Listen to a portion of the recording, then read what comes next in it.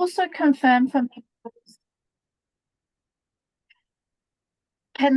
before I begin, would you mind confirming that you can see my screen? Can you see the presentation at the moment? Yep. Excellent. Okay, thank you so much. Perfect. Well, welcome everyone. I would like to thank you so much for being here. My name is Dr. Reid, and I'm a learning advisor and anthropologist at the University of South Australia. Today, I want to talk to you about learning, trauma, and knowledge production in times of war. So I need to be clear, I've not had direct experience of war, but I have worked with refugees from around the world since 2012, and I've delivered aid in overseas camps during the Syrian and Iraqi exodus in 2015, 2016, and 2017. The biggest and most humbling truth that I've learned through those experiences is how resilient the human spirit can be, and how important it is for people to retain their sense of identity and voice in order to endure and transcend trauma. So, as I've learned from Professor Janina, I hear that you're all incredibly resilient.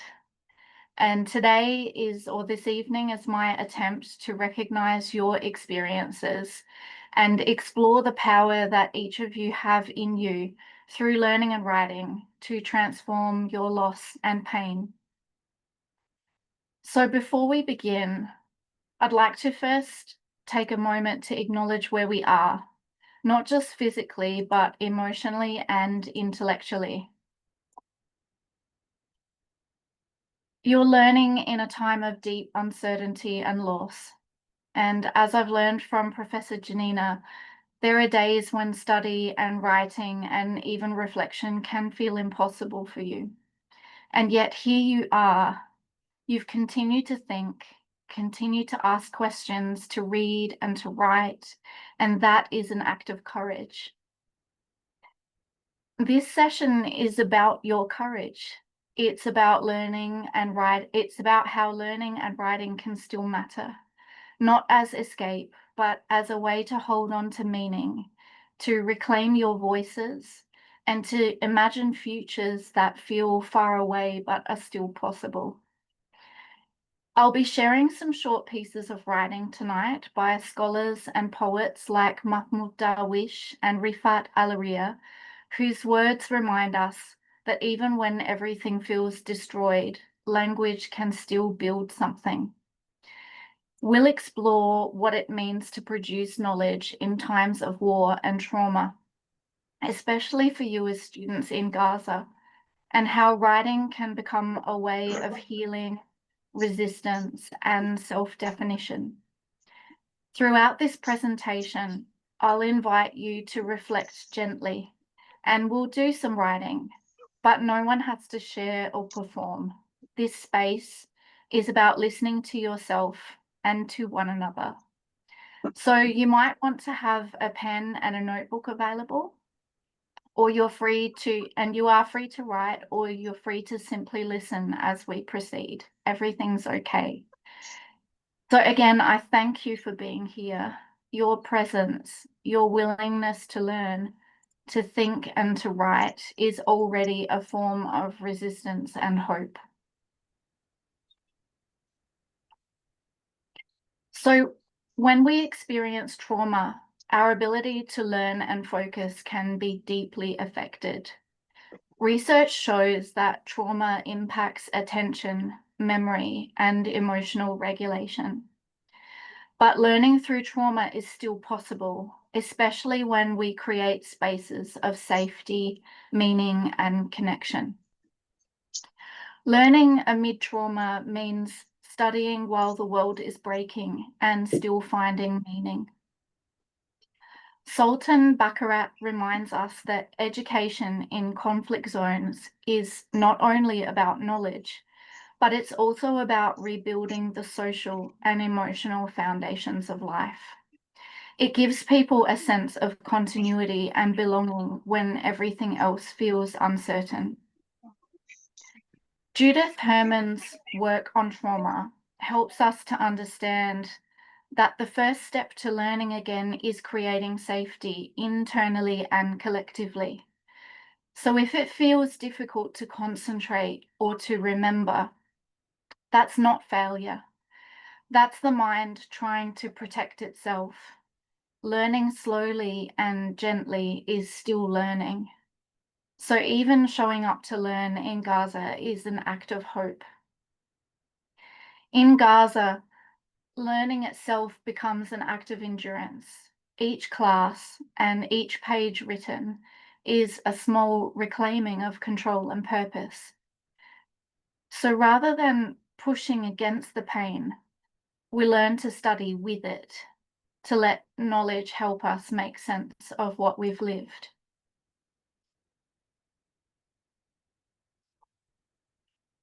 In times of war, knowledge is never neutral. It becomes political, emotional, and even dangerous. Scholars like Edward Said remind us that all knowledge is connected to power, to who gets to speak and who is silenced. In Gaza, to study and produce knowledge is to resist erasure.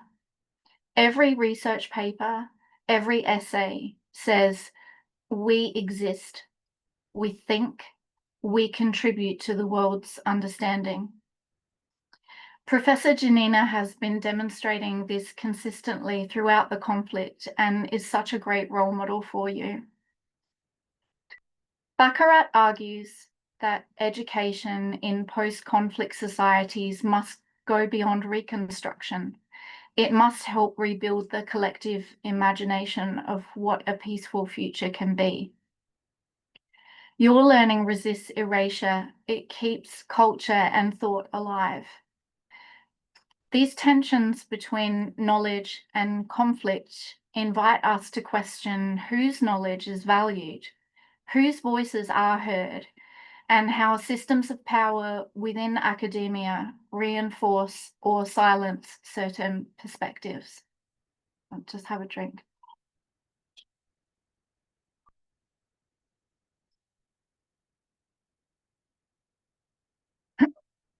Pardon me. Universities often carry invisible hierarchies of voice. Some accents, experiences, or narratives are heard while others are questioned. Miranda Fricker calls this epistemic injustice, when someone's voice is devalued because of who they are instead of what they know. Bell Hooks reminds us also that education should be an act of freedom, a place where all voices matter. For students in Gaza, your presence in academic spaces is already a rebalancing of power. You are producing knowledge from lived experience that many in the world have never known firsthand. Recognizing these power dynamics opens a space for writing, not only as an academic act, but as a deeply human act, a way to reclaim voice, process pain, and transform trauma into meaning. Trauma fragments experience. It breaks the connection between memory and body and language. Bessel van der Kolk explains that when people experience overwhelming events, parts of the brain that help us form words and narratives can shut down. And that's why trauma can feel unspeakable. But writing and storytelling help to rebuild that bridge. They allow us to translate emotion into language, restoring a sense of order and also continuity of self. Research by Pennebaker and Smythe shows that expressive and reflective writing can help integrate emotion and meaning, helping people make sense of what has happened at their own pace. Judith Herman also reminds us that healing begins when safety and connection make it possible for a person to tell their story. In Gaza, writing can be a way of reclaiming your inner voice, even when the outer world feels chaotic, a quiet act of remembering, of grounding, and of survival.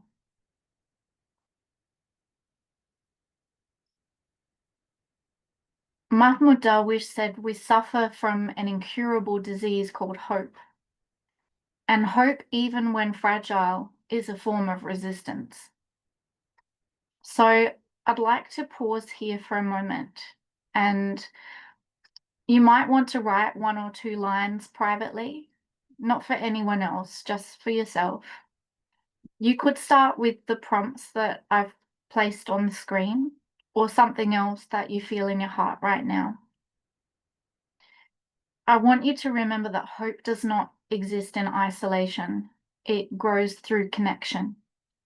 When shared, it becomes a collective force, shaping communities of care, shared memory, and collaborative knowledge that sustain learning, even in the aftermath of conflict.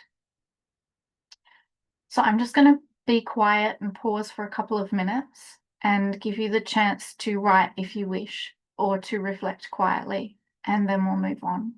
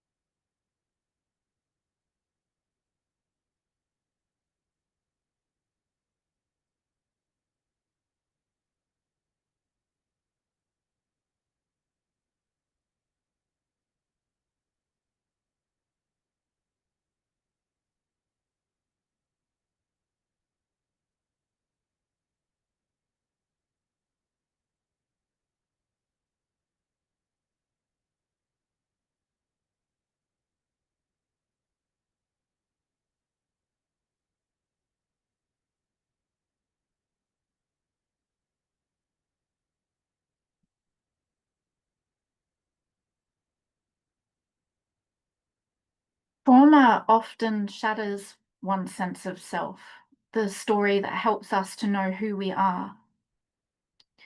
Philosopher Susan Breeson writes that recovering from trauma means reclaiming one's voice in order to reconstruct one's self-narrative.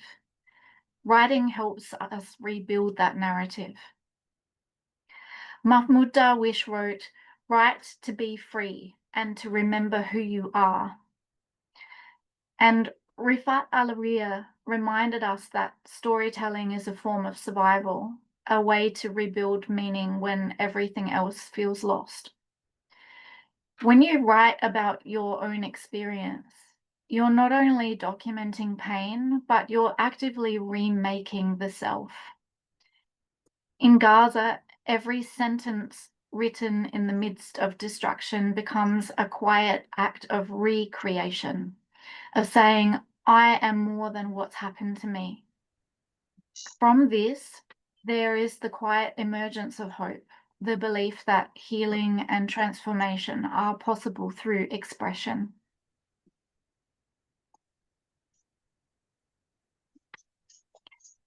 Bell Hooks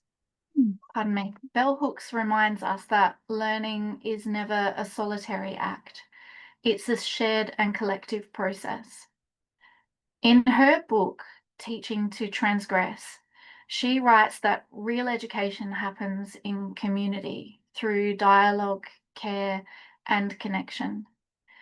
And in Gaza, this truth is deeply felt. Learning together, even under siege, builds not only knowledge, but solidarity. Writing in this context also becomes a bridge, connecting personal experience to collective meaning. It's how we hold memory, and it's how we keep culture alive. Each story and each reflection adds to a shared archive of survival and belonging. As Baccarat notes, rebuilding after conflict is not just about infrastructure. It's about restoring the social fabric, the collective memory that sustains hope. When communities come together to share and rebuild knowledge, they lay the groundwork for imagining new futures. In post-war contexts, this collective rebuilding is not just about recovering what was lost, but it's actually about redefining what knowledge can be. And that is hopefully more inclusive, more humane, and rooted in the wisdom of survival.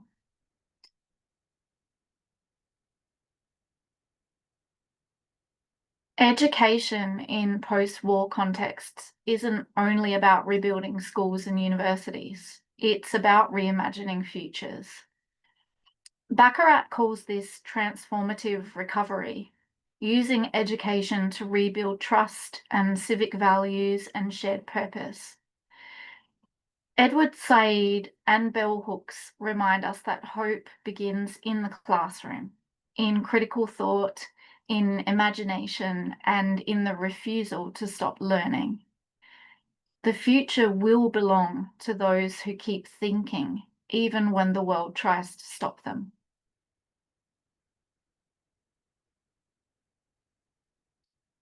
I'd like to invite you again at this point to breathe and to pause, and if you wish, to write a few words. The goal here isn't to produce, is not to produce something, but to let language become a soft place where you can rest. A reminder that writing in itself is survival. So you might want to use the prompts that I've placed on screen, or you might want to write about the topics that are in the dot points below. Maybe writing about a sound or a smell that reminds you of safety, or a moment when you felt connection. You don't have to show this to anyone. Writing's just a private way for you to find coherence in chaos. And I'd really love to encourage you all to engage in free and safe and private writing, as well as the writing that you do for other reasons, like your studies. It's so important for the reconstruction of yourself and your community as students in Gaza. So I'm just going to give you another couple of minutes quietly.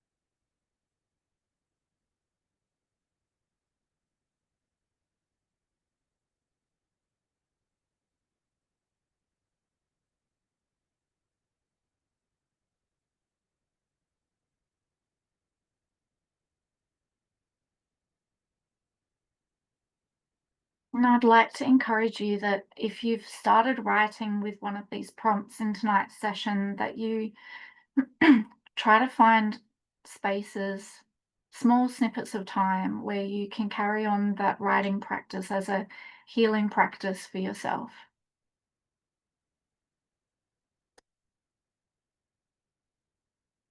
It's only a short session tonight because I was worried about the internet holding out. And also the topic is quite a heavy topic, and I don't want to overwhelm anyone. So this slide tonight is our gentle close. Before we finish, I want to pause with gratitude for you, for your presence, for your patience and your courage in thinking about these difficult questions. We've talked about learning through trauma, about the ways that knowledge and writing become forms of survival. and about how our words and your words really matter. As Rifat Alaria reminds us, stories record what the world might one day try to forget, and they speak truth in places where truth is silenced. Every sentence that you write, every idea that you hold onto is part of rebuilding, not only knowledge, but humanity. Your story does not have to be polished, or public, or perfect. It only needs to be yours.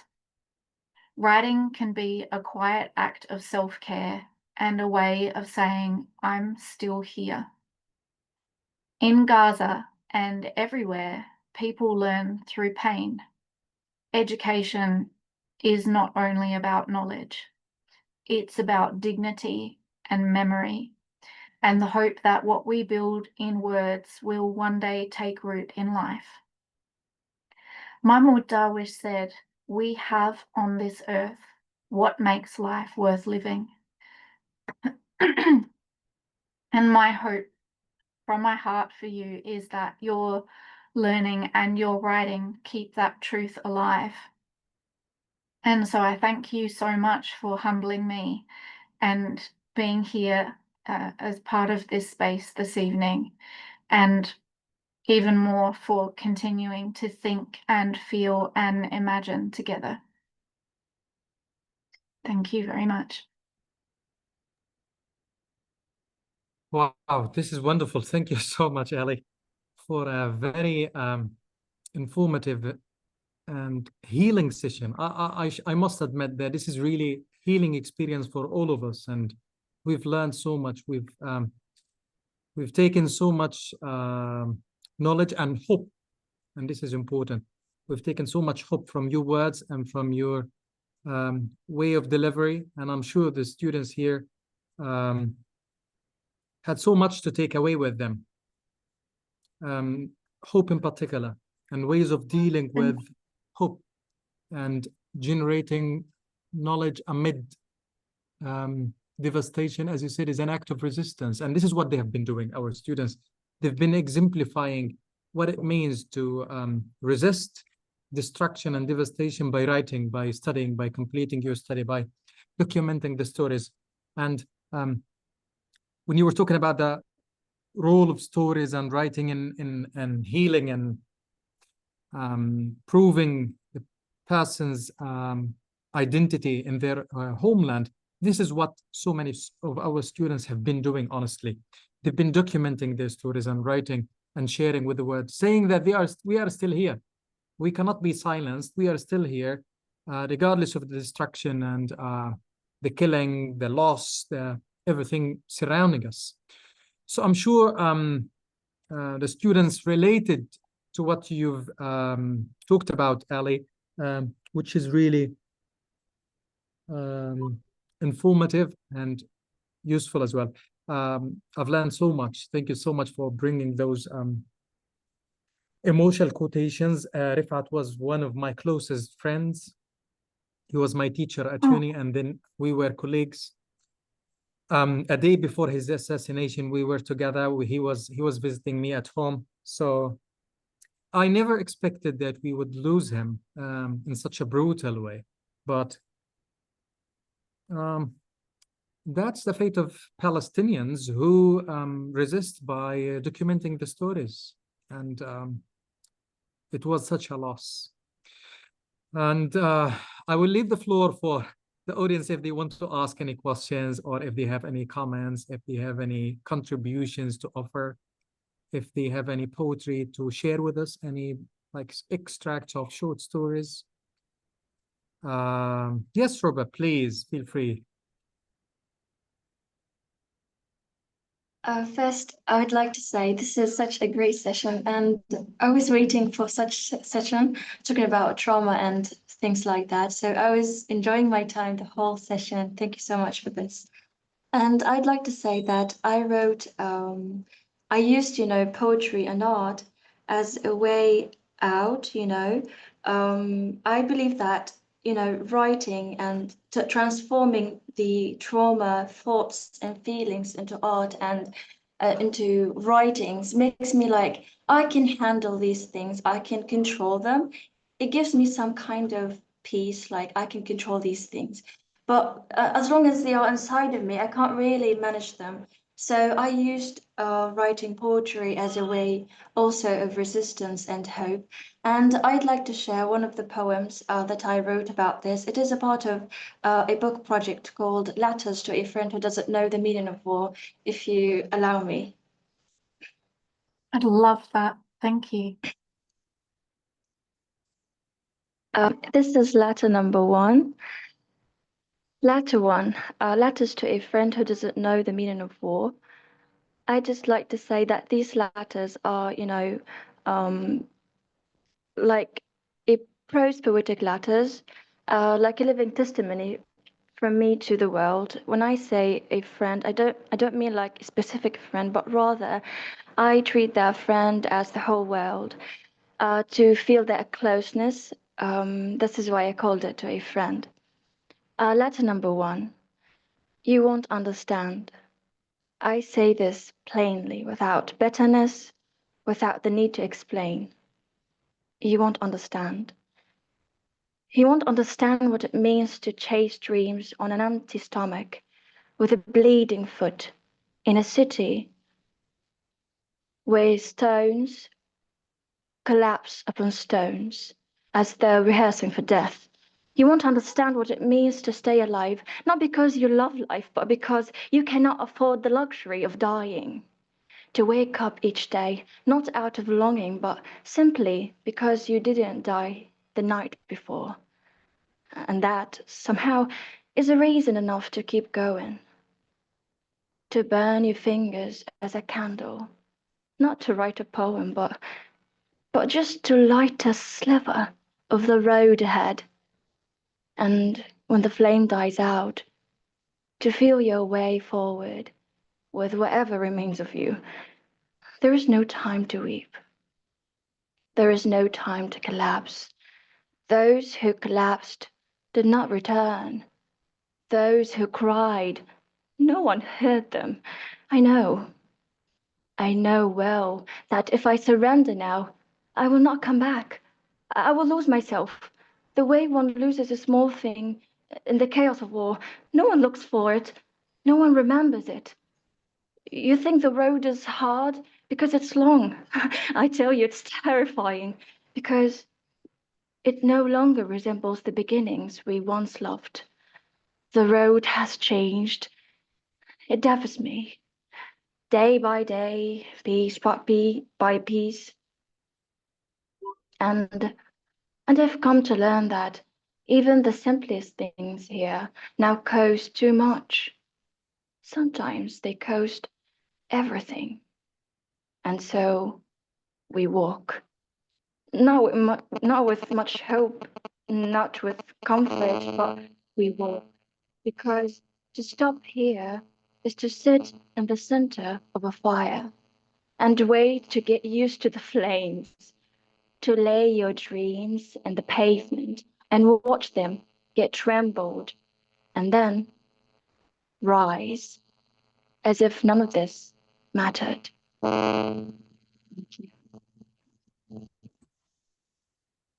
Thank you very much, Roba. This is wonderful. Thank you so much. I feel I don't have I don't have the right words. You're a spectacular writer. And I'm just sorry that that such a terrible experience had to lead to such incredible writing. Thank you so much. This really means to me.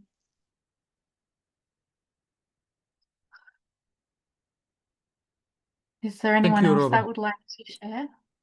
Any questions, any contribution, any comment, any suggestion, please feel free to share. You can either send in the chat box or you can unmute and ask your question.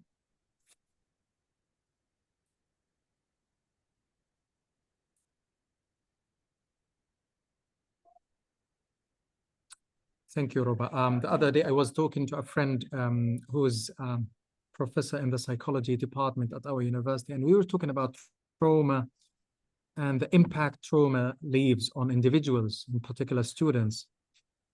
And he was referring to the level of devastation and level of traumatization this war has left on our students. And I was suggesting and making a point in our discussion that, look, it is devastating, but it is at the same time, it is a transformational experience. It is transformational trauma, if we could say. Those students, as you can see, as you can imagine, they have been traumatized, as we all have been traumatized in Gaza, everyone. But it doesn't mean that they have been devastated. There is a popular saying for Ernest Hemingway, where he says, you can destroy a man, but you can never defeat him. And this seems to apply to everyone in Gaza. So much destruction, physically, psychologically, but people are not defeated. And this is one example of this transformation that emerged from all this agony and all this suffering. The people share their creativity. They talk, they write, they spread messages all around the world. And this is just one example of poetry and creativity. And thank you, Roba, for sharing your words with us. Any other contributions, any other questions?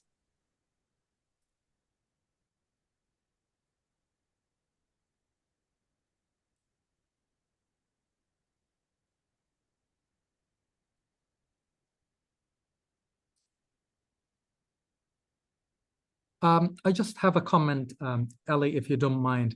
Cool. When you gave us that writing prompt and you invited us to think quietly about it and think about, when I remember the sound of something or the smell of something, it gives me a sense of hope. I felt that was a really positive experience. I intentionally closed my eyes and I started thinking about rain. I started thinking about the sound of rain. That's because I like it. I love the sound of rain. So honestly, I felt really positive experience from inside. It felt that it was giving me positive vibes from inside. Just immediately when I closed my eyes and I started thinking about that sound drop and the drop of rain, and it gave me a sense of really security, a sense of safety, and sense of hope. And I don't know if this is something related to psychology, if it is something related to theory, and you brought it into practice because it worked. I tried it and it worked. So is it something that has background in theory and then you used it in practice? Because it is really a fantastic approach. Well, I'm not a psychologist, so I can't really answer from that point of view, but from an expert point of view. But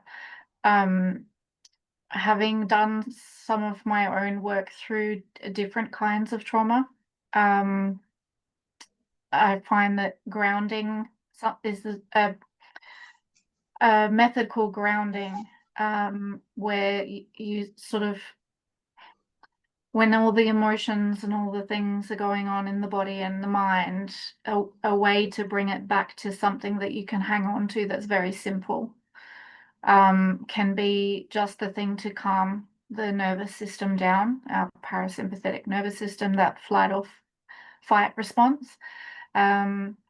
So thinking about things that you can see, hear, touch, taste, feel, can be obviously beneficial, but I think as well, if you're remembering, like, generally the thing that would first come to your mind if you're thinking about, when I think of this, I feel this, that prompt, usually our mind will go to somewhere that we feel safe or happy, or that, maybe childhood, maybe not childhood, maybe a loved one, maybe a pet, maybe a pillow. maybe a place, could be everyone has something different. But I think it's very useful to reflect. And I think as well, it's a very simple thing, but it reminds us of even very small things that are good and joyous and happy and from a different time. And those things will be again. The rain will come again. So it's interesting that you say that. It's pouring with rain outside my window right now. Lucky you. Yeah, Somebody really. somebody in the chat said, where is it? Do you think writing can be a form of healing for people living under constant stress? I haven't lived in the same stress that you're experiencing, so I don't wish to pretend that I know. I've lived under different kinds of stress, and I have found that writing is incredibly useful because our brains are going all the time. And I find that when I write something down, and then it's out and I can look at it a little bit removed, but also over time I can look back on what I've written and I can see how far I've come. I can see the progress, or I can see maybe where I've declined, or I can see where I've grown. So I think writing is important to sort of, whatever purpose you're using it for. If you're using it to get something out, if you're using it to document for someone else, for yourself, whatever your purpose is, I think it is important. There's also a lot of science around the body-brain connection when we handwrite, as opposed to typing on computers and things. And I do think that, again, I'm not an expert in this at all. It's just my intuition. I do feel that there's something being lost in humanity through us not putting pen on paper as much as we used to, and having that body-brain connection.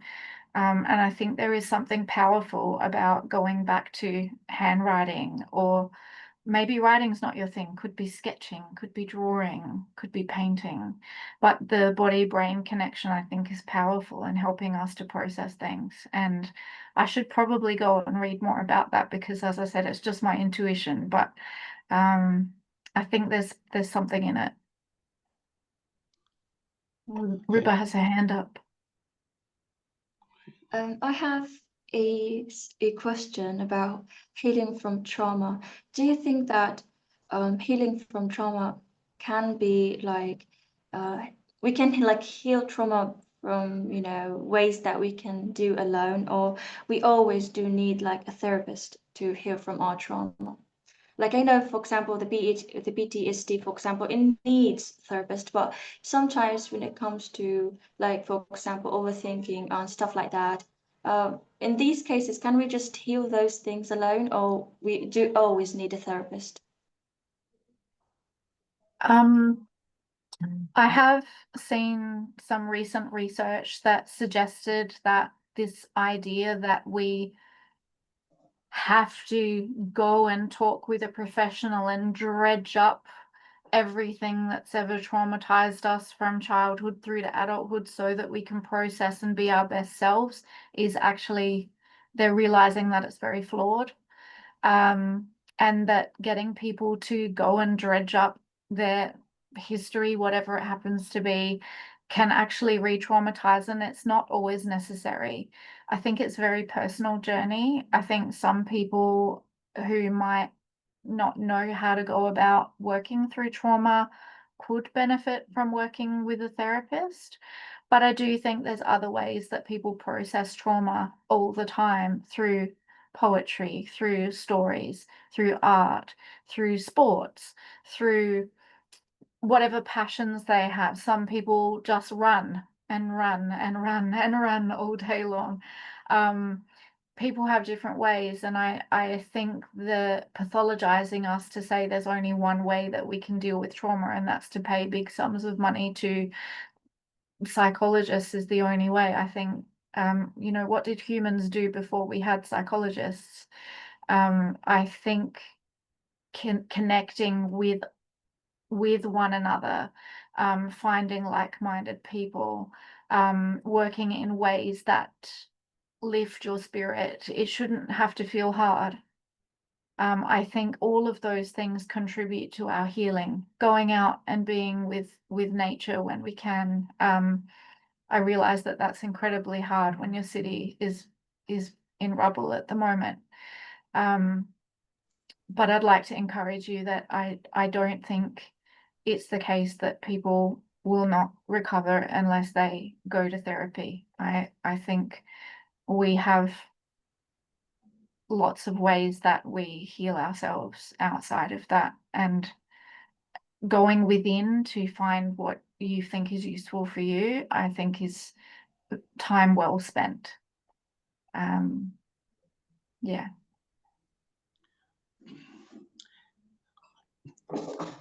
Thank Okay, you, yeah. Ali. And Doctor, you want to say something? Go ahead, yeah, please. it's really what I got. I think words and writing often emerges from inner feelings and transform personal thoughts and emotions in the text for clarity. So I think a human being cannot keep everything in the heart, but he will clarify that on writing. So writing is very important to express, and it is a relax and a good feeling when everyone expresses himself on the paper or in talking, I think. Yeah, I agree with you. And I think giving yourself permission to write in messy ways, in incoherent ways, in confused ways, in single sentences, in beautiful ways, in long ways, like however it comes, it's okay. Putting rules around it is just another kind of prison. I'd like to encourage you to explore the freedom that can come from writing. And if one sentence is all you manage at first, that's completely okay. And if you're writing about a topic and it feels forced, change the topic. If you're writing and it doesn't feel good at that point in time, put it down, pick it up again later. It shouldn't be and I'm talking about writing for personal reasons here. Obviously, writing in academia, sometimes you have to write at certain times, but if you can cultivate a writing practice outside of all the other reasons for which you have to write, that should be I think, as I said in the presentation, a soft place for you to rest. Yeah, thank you so much, Ali. Thank you, Ali. This is really useful. But many students may ask, now, do I have to share whatever I write? I mean, sometimes I write free writing for myself, diaries, etc. But do I have to share whatever I write? This is a question on behalf of a student, for example. I mean, what if I don't share what I write? It still has meaning. It still has power. Writing. Look, some people love to write and it's performative and it's serving different purposes. You know, in the academy, Ahmed will know that I don't know if you have this saying in Gaza, we publish or perish. We do In the have it, academy, yes. yeah, you have to write. But I think writing that you do for yourself, look, if you want to share it, you share it. If you don't want to share it, you don't have to share it. But writing, look, I have books of writing that I've written that I don't want to share with anyone. They're for me. They're for figuring things out. They're for getting things out. They're for creating a record of something I don't want to forget, because sometimes my memory is not great. And yeah, maybe I'll share small parts. Maybe one day I'll share it with everyone. Maybe one day I'll burn it. I don't know. But no, you don't have to share it with anyone. It's a very personal choice. There's no rules. I think as soon as we start putting rules around writing, all the fun goes out of writing. All the pleasure leaves. Writing is choices. It's just a series of choices. Even down to grammar. Even down to grammar. We don't have rules so much as we have choices.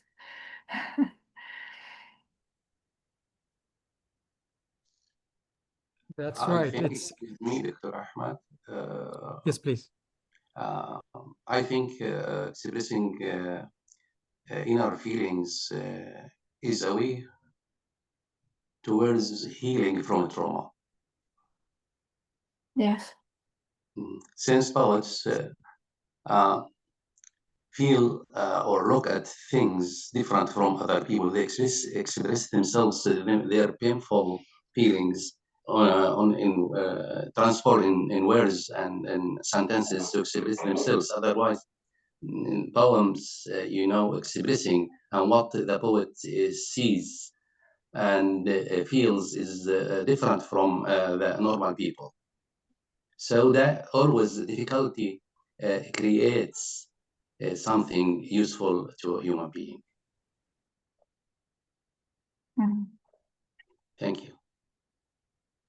I just want to Thank make a you. comment here, because you reminded me of a recent experience I had with a colleague who explained to me that he's done some very personal writing to deal with childhood trauma, and then he burned those papers, and then he used the ash in painting on a canvas with acrylic paints. He mixed the ash into the paint and painted with it and captured it in a canvas that's an image of his moving through that trauma. So there are ways we can combine our writing with other practices in whatever feels right for us to be able to maybe let things go, or maybe honor experiences, or maybe preserve them, whatever we feel is the right thing and what is needed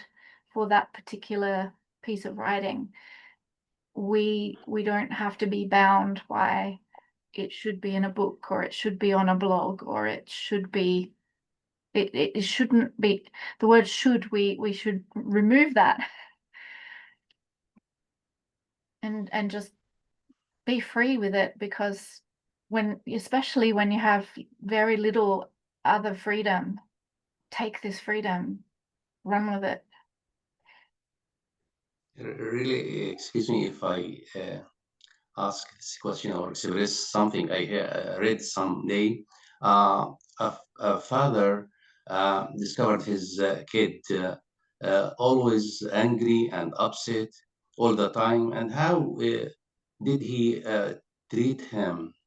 He bought some nails and hammer, and every day asked the child to go to the backyard and to hammer the nails in the wood. And after 1 week or 2 weeks of using the nails on the wood and hammering that, and the kid is healed, recovered from the trauma. So this is physically, but writing is different from physical things. So expressing himself on the words, on writing, on the paper, personal things, memoirs, everything like this. This is will heal also, or relax the human being and feel happy. Why? Because he express the pains outside of his heart.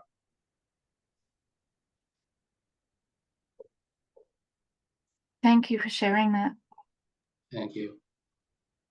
This is one good example of how we encourage our students to use writing as a way of healing. When we ask our students to write, we ask them to unload this cognitive load and emotional load they have and put it on paper. So it's one good approach of encouraging our students that it helps healing. And as Alice said, it's one form of saying we are still here. It's a message that we still exist. So thank you so much, Ali, for this session. We really appreciate your time and your willingness. And I must say that when you proposed the title, I was pretty sure that our students will get so much benefit from listening to what you will be saying. Ruba, you want to say something before we wrap up? Yeah, it's just the last question I have. It just popped out to my head right now. Do you think that the subconscious and conscious mind can really meet and collide when it comes, when you are just writing and journaling, not just like having rules like writing poetry or things like that, but rather than when you are just writing to leash out some feelings and stuff like in journaling or and writing diary or stuff like that. Do you think like in such process there can be like some kind of meeting between the subconscious and conscious, like we can transform that trauma and actually see it. We like before writing such paper, we can from writing it, we come to an idea that we yes have a trauma and stuff like that. Again, I'm not an expert in the psychology of it, but I would say that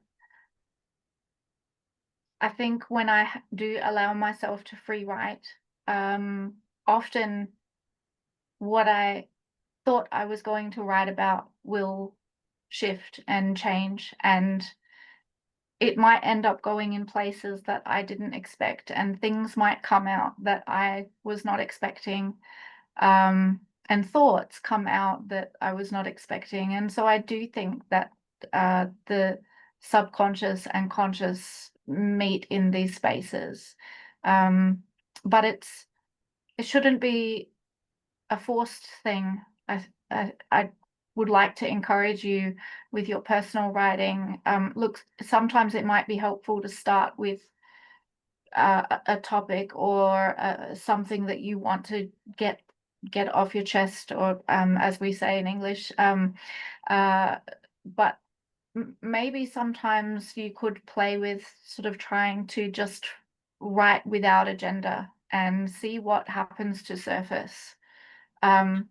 And if it doesn't feel comfortable, you stop.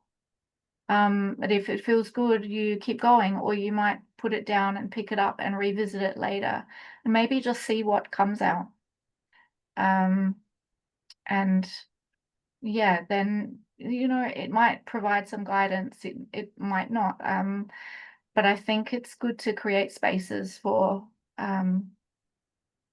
writing for reasons other than the academic reasons that we have to write, to cultivate writing as a practice for the care of the self.